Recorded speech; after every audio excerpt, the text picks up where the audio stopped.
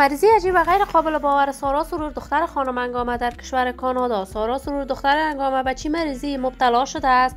افشای حقایق و رازهای پشت پرده زندگی جنجالی این دختر خانم هنرمند در میان مردم و جدا شدن سارا سرور از نامزد ترکش.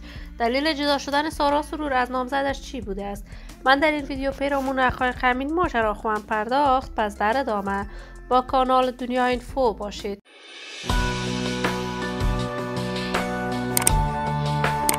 سلام و سلامتی نثار تک تک از شما دوزاران و همراهان ارجمند کانال دنیا اینفو. شما را خوش آمدید میگم به یکی دیگر از ویدیوهای جذاب و دیدنی این کانال.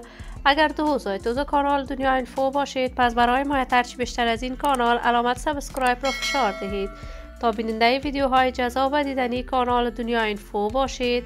سارا سرور دختر انگامه یکی از هنرمندان جوان موفق و مطرح در میان رسانه‌های افغانستان است. علاقه‌مندان و دوزاران خاص خودش را دارد. سارا سرور با کارهای هنریش که با مادرش یک جا آغاز کرد در میان مردم افغانستان در مدت خیلی کوتاه شهرت و محبوبیت بسزایی کسب کرد. این همه در حالی است که سارا سرور دختر انگامه و ویس سرور 3 سال قبل به طور رسمی در کشور کانادا با یک پسر ترک نامزد شد. محفل نامزدی با شکوه در ترکیه و کانادا برگزار کردند.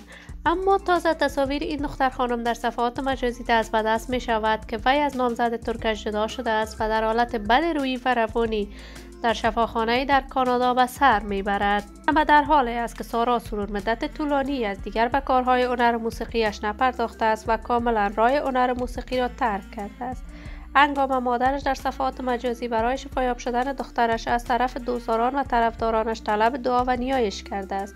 ما آرزوی شفایاب شدن هرچی عاجل برای سارا سرور دختر خانم انگامه از بارگاه عزت العزال تمنا داریم.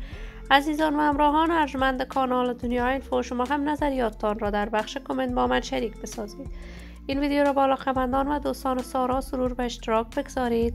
اگر دوست کانال دنیا اینفو باشید، پس برای حمایت هرچی بیشتر از این کانال علامت سابسکرایب را فشار دهید تا ویدیوهای دیگر کانال دنیا اینفو را از دست ندهید. تا درودی دیگر، هر یک از شما دوستداران ارجمند کانال دنیا اینفو را به الله منان امانت گذاشته موفق کامیاب باشید.